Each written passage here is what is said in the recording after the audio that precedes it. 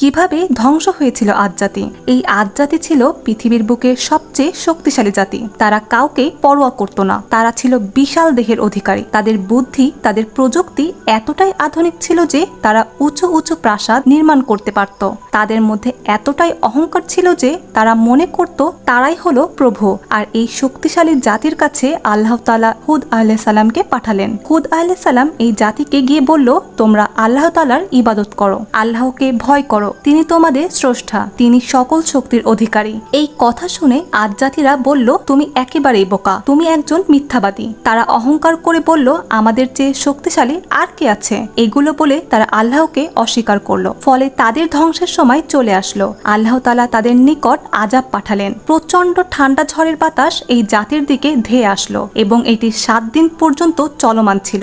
আর এই 7 দিনের ঝড়ের বাতাসে এই শক্তিশালী জাতি ধ্বংস হয়ে মরে পড়ে রইল।